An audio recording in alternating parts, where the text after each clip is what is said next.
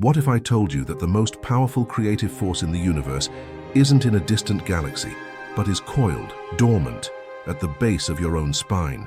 We've been taught to think of sexual energy as a simple biological urge, a force for pleasure, for procreation, something to be either spent or repressed. This is a profound misunderstanding. Ancient traditions, from the tantrics of India to the Taoist sages of China, viewed this energy not as a distraction, but as the raw fuel for spiritual evolution. They saw it as a serpent of fire, a liquid light, capable of either creating new life in the world or recreating the very person who wields it. The secret they guarded wasn't about abstinence, it was about transmutation. What we're about to explore isn't just a forgotten philosophy, it is the operating manual for your own inner power plant, a key to transforming the most primal human energy into a force that can heighten your vitality, clarify your mind, and unlock entirely new dimensions of perception. Let's begin by dismantling the cage of our modern beliefs. Society gives us only two options for our most potent energy: release it or restrict it. One is seen as a biological necessity, the other as a moral discipline. But both operate on the same flawed premise, that this energy is a wild animal that must either be let loose or locked away. This is like owning a nuclear reactor and only using it to boil water. Imagine for a moment that your body is not just a biological machine, but a multi-layered energetic system. In this system, sexual energy, what the Taoists call Jing, is the foundational battery pack. It's the dense, raw physical essence you inherit. Every time it's expended without conscious intention, it's not just a physical release, it's a drain on your core vitality. Think of it like this. Your conscious mind is the CEO of a vast corporation, but you've allowed one department, the department of raw energy production, to run on autopilot, spending its entire budget daily, leaving the rest of the corporation underfunded. Your creativity, your mental clarity, your spiritual insight, they are all drawing from an account that is constantly being emptied. The great error is in seeing the urge for release as the energy's ultimate goal. It is not. The release is merely its most primitive expression, the path of least resistance. The true potential of this energy is realized not when it flows out, but when it is guided to flow up. So what if the tension, the build-up we feel isn't a problem to be solved but a signal that a tremendous power is available, waiting for a higher command, a grander purpose than momentary release? What if the goal isn't to empty the vessel, but to make it overflow into every other area of your life? This isn't just a philosophical idea, it's a biological and energetic reality.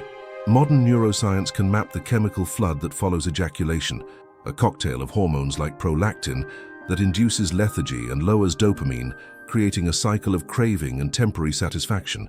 It's a brilliant system for ensuring procreation, but a terrible one for sustaining peak performance and elevated consciousness. Our biology is running a default script, a factory setting designed for survival, not for transcendence. The path of transmutation is, in essence, a conscious act of rewriting that script. It's about becoming the programmer of your own internal operating system instead of remaining a passive user. Consider the metaphor of a river. For centuries, this powerful river of energy within you has been allowed to flow into the most obvious delta, a vast, salty ocean of momentary pleasure where its freshwater potential is lost. The ancient sages were not trying to dam the river. That leads to stagnation and pressure. They were engineers of the sacred. They built canals, irrigation channels, to redirect that same powerful flow away from the delta and towards the fertile plains of the higher self, to nourish the gardens of the heart and the mind. This brings us to a beautiful paradox.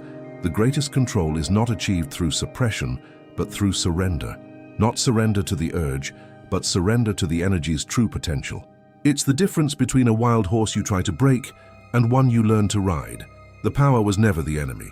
Our ignorance of how to partner with it was. This understanding is not a modern invention. It is a rediscovery of a timeless science, explored by mystics and sages who treated the human body as the ultimate laboratory. They were the original mystery hunters, charting the hidden continents of our inner world. In the ancient texts of India, this power was given a name and a form, Kundalini Shakti. She is described as the primordial cosmic energy, the creative power of the universe, coiled like a serpent, asleep at the base of the spine. The entire path of Tantra is dedicated to a single magnificent goal, to awaken this divine feminine power and guide her ascent through the central channel of the body to unite with her counterpart, Shiva, pure, formless consciousness, at the crown of the head. Their union is not a metaphor. It is the birth of an enlightened state of being. Thousands of miles away in the mountains of ancient China, the Taoist masters were mapping the same inner territory, but with the precision of alchemists. They saw the body as a crucible, a vessel for the great work of refining the three treasures. They called the raw sexual essence Jing. When conserved and cultivated, Jing is transformed into Qi, the vital life force energy that animates the body. And when Qi is refined further, it becomes Shen, a luminous, coherent spiritual energy that radiates from an awakened mind. This wasn't an isolated discovery. Look at the iconography of the Egyptian pharaohs. The cobra, the uraeus, rising from their third eye was not merely a symbol of royal power. It was the mark of an awakened being, a ruler who had mastered this inner serpent fire and could perceive a reality beyond the veil. These traditions, separated by geography and time, all point to the same profound truth. They left us blueprints, not of gods in the sky, but of the divine architecture within us. They tell us that this journey of transmutation is a tangible, energetic process, and that this process begins with one crucial step, learning to stop the outward leak, so we can finally start the upward flow. This understanding is not a modern invention. It is a rediscovery of a timeless science explored by mystics and sages who treated the human body as the ultimate laboratory. They were the original mystery hunters, charting the hidden continents of our inner world. In the ancient texts of India, this power was given a name and a form, Kundalini Shakti. She is described as the primordial cosmic energy, the creative power of the universe, coiled like a serpent, asleep at the base of the spine. The entire path of Tantra is dedicated to a single magnificent goal, to awaken this divine feminine power and guide her ascent through the central channel of the body, to unite with her counterpart, Shiva, pure formless consciousness, at the crown of the head. Their union is not a metaphor. It is the birth of an enlightened state of being. Thousands of miles away, in the mountains of ancient China, the Taoist masters were mapping the same inner territory, but with the precision of alchemists. They saw the body as a crucible, a vessel for the great work of refining the three treasures. They called the raw sexual essence Jing. When conserved and cultivated, Jing is transformed into Qi, the vital life force energy that animates the body. And when Qi is refined further, it becomes Shen, a luminous, coherent spiritual energy that radiates from an awakened mind. This wasn't an isolated discovery. Look at the iconography of the Egyptian pharaohs. The cobra, the uraeus, rising from their third eye, was not merely a symbol of royal power. It was the mark of an awakened being, a ruler who had mastered this inner serpent fire and could perceive a reality beyond the veil. These traditions, separated by geography and time, all point to the same profound truth. They left us blueprints, not of gods in the sky, but of the divine architecture within us. They tell us that this journey of transmutation is a tangible, energetic process, and that this process begins with one crucial step, learning to stop the outward leak so we can finally start the upward flow. Even the Greek philosophers, often seen as the fathers of pure reason, touched upon this mystery.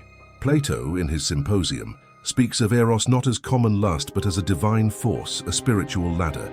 For him, the journey begins with the love of a beautiful body, but it is meant to ascend, to climb rung by rung, to the love of beautiful ideas, beautiful souls, and finally, to the love of beauty itself, an abstract, formless, divine principle.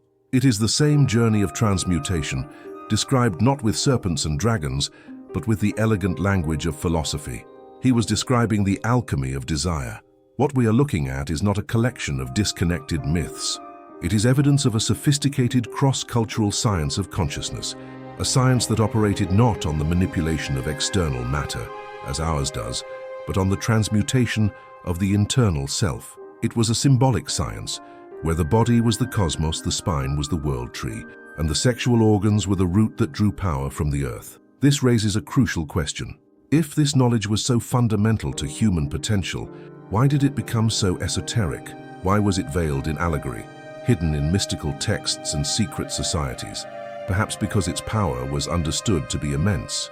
In a world governed by external authority, A practical path to discovering the divine within oneself is the most revolutionary and therefore the most dangerous idea of all. It suggests that the ultimate power isn't something to be acquired, but something to be reclaimed. A birthright we have forgotten we possess. So we have explored the why. Now we must turn to the how. This is where philosophy becomes physics. The ancient Taoist masters were not poets. They were pragmatic engineers of inner energy. They developed a precise technology for sublimating raw sexual essence, Jing, into the vibrant life force, Qi, and ultimately into the luminous spiritual consciousness, Shen. Let's break down the core components of this inner alchemy. First is the principle of conservation, sealing the cauldron. This is the non-negotiable starting point. Before any transformation can happen, you must stop the leaks. This means making a conscious choice to conserve your sexual energy. Think of it this way. Your Jing is like a reservoir of precious water. If the dam has a hole, any rain that falls simply flows out. The reservoir can never fill, and there is no water pressure to power the turbines. The practice here is not about forceful suppression, which creates stagnation. It is a shift in mindset. It's about beginning to associate the feeling of conserved energy with power, vitality, and potential, while reframing the act of release as an expenditure, a cost. The first step is to simply ask yourself, is this momentary thrill worth the price of my core creative fuel? Second is the principle of circulation, forging the orbit. Once the cauldron begins to fill, the energy cannot be allowed to remain stagnant. It must be circulated. The Taoists mapped a primary energetic circuit in the body known as the microcosmic orbit. This is the superhighway of your inner world. It runs from the base of your torso, up your spine to the crown of your head, and then down the front of your body, returning to the navel. It connects your primary energy centers. The practice is one of intention and breath. You sit in quiet meditation, and you use your mind to trace this path. You imagine a warm golden ball of light, your conserved energy, moving slowly along this circuit, flowing up the back with the in-breath and down the front with the out-breath. At first, it's just imagination, but with practice, you will begin to feel a tangible current of warmth and energy. You are no longer just holding the power. You are putting it to work, using it to charge and nourish your entire system. If these ideas resonate with you, consider subscribing so we can continue to explore these mysteries together. Third, and most crucial, is the principle of transmutation, igniting the fire. This is the active alchemy. The Taoists developed a technique known as the big draw, or the power lock for the moments of intense arousal, the point where the energy is about to be lost. This is where you actively redirect the flood. It is a combination of physical contraction and mental focus. As the point of no return approaches, the practice is to simultaneously contract the muscles of the pelvic floor and lower abdomen. Press your tongue firmly against the roof of your mouth and clench your fists. These physical locks create a momentary seal, but the real magic is done with your mind. With an intense upward focus, you use a sharp in-breath to mentally and energetically pull that explosive energy up your spine, launching it into the microcosmic orbit you have been practicing. Instead of exploding outwards, the energy rockets upwards, flooding your brain and your higher energy centers with an incredible surge of refined power. This practice is the master key. It is the conscious act of taking the raw, explosive force of creation and choosing in that critical moment to use it to recreate yourself. What the Taoists described with practical physics, the Western alchemists described with sublime poetry. They saw this exact same process not as orbits and flows, but as a dramatic three-act play of transformation within the soul, the nigredo, the albedo, and the citrinitas. Think of the initial stage of conservation, sealing the cauldron, as the beginning of the albedo, the whitening. This follows the nigredo, the dark phase of recognizing our unconscious habits. The albedo is a process of purification. In alchemical terms, it is the act of washing the prima materia. This is achieved through what they called calcinatio, a purification by fire. This isn't a literal fire, but the fire of disciplined will. Practices like an ascetic discipline, running under the sun, enduring a cold plunge, fasting, are forms of calcinatio. You are using the fire of focused intent to burn away the impurities, the compulsive urges. In this heat, the volatile, fiery aspect of the soul, what the alchemists called sulfur, our passions, our raw drive, is contained. It learns discipline. This disciplined sulfur creates a stable vessel, and in this stable vessel, the elusive, watery, and often chaotic aspect of our energy, mercury, can finally find its coherence. The whitening of the albedo is this stage of purity and stability. It is the clarity that comes when the inner storm of instinct has been calmed, not by suppression, but by conscious containment and purification. From this pure white stage, the final transformation can occur, the citrinitas, the yellowing. This is the dawning of the inner sun. It is the alchemical equivalent of Jing becoming Shen. The refined energy, no longer just pure but now active and conscious, becomes luminous. It is the emergence of phosphorus, the light bringer. The alchemists believed that at this stage, the soul itself begins to radiate a subtle light. Your presence, your thoughts, your very being start to carry the golden hue of wisdom and illuminated consciousness. So whether we call it the big draw or the path to citrinitas, the message is the same. The journey requires both the pragmatic engineering of the Taoist and the profound symbolic understanding of the alchemist. One gives us the technique, the other gives us the meaning. Together they give us a complete map for the greatest adventure of all, the creation of a truly sovereign and illuminated self. You have been practicing. You have learned to conserve, to circulate, and to transmute. You feel the tangible results. A surplus of vitality, a new clarity of mind, a deep-rooted stability. You believe you are mastering your energy, and this is where the final veil is ready to be lifted. This is the ultimate plot twist in the journey of self-discovery. What if I told you that this potent, creative, serpent-like energy was never yours to begin with? We operate under the illusion of ownership. My body, my thoughts, my energy. But the ancient wisdom suggests something far more radical. It suggests that what you are cultivating is a loaned power, a fragment of the universe's own creative fire, a single potent drop from the cosmic ocean of Shakti, temporarily entrusted to your nervous system. You are not the generator of the electricity. You are the biological transformer. Your body is a vessel, a temporary custodian for a force infinitely older and grander than your personal identity. Think about it. This energy has the power to create a new consciousness, a new human being. It can build eyes that see, a heart that beats, a brain that can contemplate the stars. Does it seem logical that a force of such cosmic magnitude would have its ultimate purpose fulfilled in a few moments of fleeting pleasure? This revelation changes everything. The practice is no longer about self-improvement, about gaining a personal advantage. It becomes an act of stewardship, a sacred responsibility. You are no longer just managing a personal resource. You are tending to a divine flame. The question is no longer, what can this energy do for me? The real question is, what does this universal creative intelligence want to express through me? Are you a worthy vessel for its expression? This shift in perspective is the true initiation. It moves you from the role of a consumer of energy to that of a conduit, and it reframes the entire human experience. Consider this: every single one of your ancestors, in an unbroken chain stretching back to the dawn of life, successfully carried and passed on this very same flame. This sacred fire has traveled through millennia, surviving ice ages, famines, and empires, just to arrive here now in you. It is not merely your personal life force, it is the concentrated, distilled essence of your entire lineage's will to exist, to create, and to become. When you waste it, you are not just depleting your own bank account. You are breaking a sacred chain of inheritance. You are spilling the wine that was meant to be aged and transformed into a divine elixir. This is the great cosmic joke, the one that is both terrifying and liberating.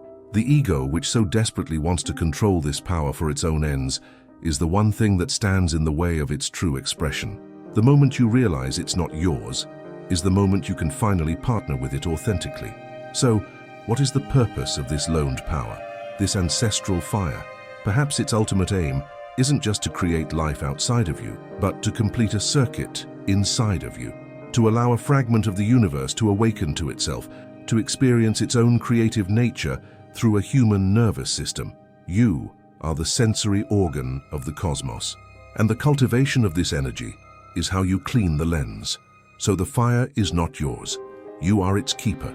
This realization is not a comfortable philosophical armchair. It is a razor's edge. Once you know this, you can no longer plead ignorance.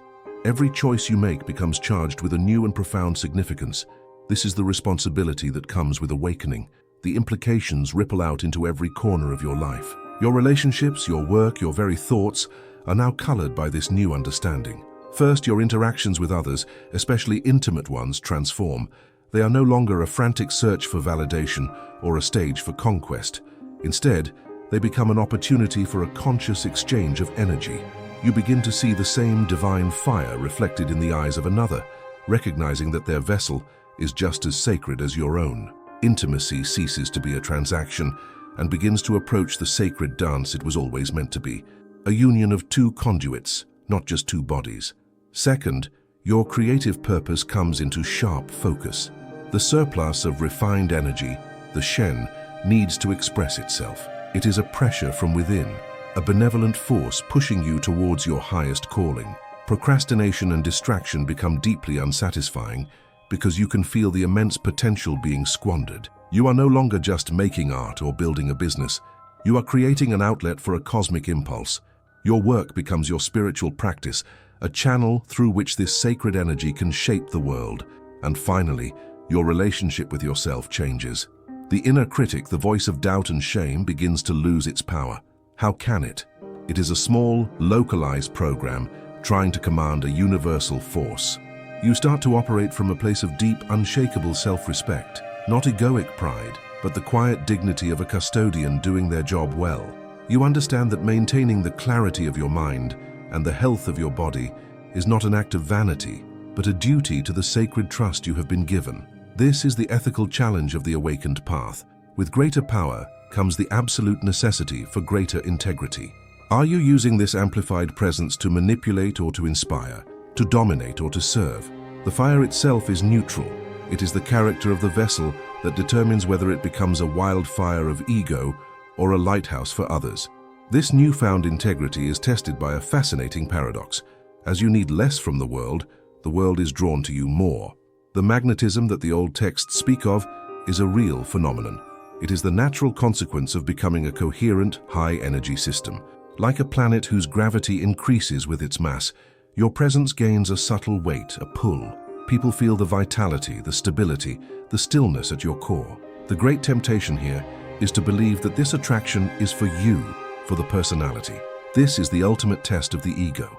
The true path is to recognize that they are not drawn to you, but to the light that is shining through you. Your responsibility, then, is not to hoard this attention, but to become a clean window, allowing that light to radiate without distortion. It's a shift from seeking to be interesting to striving to be a source of benevolent interest in others. Furthermore, your perception of time itself begins to warp. The frantic chase for the next dopamine hit, the next goal, the next experience, starts to dissolve. Why? Because that chase is fueled by a sense of inner lack, a feeling that I will be complete but when your baseline state is one of surplus vitality and inner fullness, the future loses its desperate allure. You begin to inhabit the present moment with an intensity that was previously unavailable. You are no longer running on empty, seeking fuel from outside yourself. You are a self-contained power source. This creates a profound sense of patience, a long-view perspective. You realize that true creation, true growth, operates on cosmic timescales, not on the frantic schedule of the ego. You become willing to plant seeds that may not blossom for years because you are no longer a starving farmer. You are the patient guardian of a forest. So we stand at the end of this exploration, but at the true beginning of the work. We have journeyed from a simple biological urge to a profound cosmic responsibility. We have seen how the ancient sages of Tantra and Taoism and the alchemists of the West all pointed to the same secret hidden in plain sight. Our most primal energy is the raw material for our most divine potential. It is the ultimate paradox of the human condition. We are born with the keys to our own illumination, yet we are programmed to constantly give them away. We are like kings living in exile, holding the map back to our own kingdom, but using it as kindling to warm ourselves for a fleeting night. This path is not about becoming superhuman. It is about becoming fully, authentically human. It's about reclaiming the sovereignty that lies dormant within your own body. It's a quiet rebellion against a world that wants you to be a distracted consumer by choosing instead to become a conscious creator. The ultimate question, the one that this entire journey leaves at your feet, is both simple and infinite. The universe has placed a crucible in your hands, filled with its own creative fire. It asks for nothing, and it demands everything. Your life is the experiment. Your choices are the alchemy. What will you create with the flame you have been given? Like this journey? Hit subscribe for more mysteries, and that's our hunt for now. A wild mix of documented history and tantalizing what-ifs based on bibliographical sources. What do you think?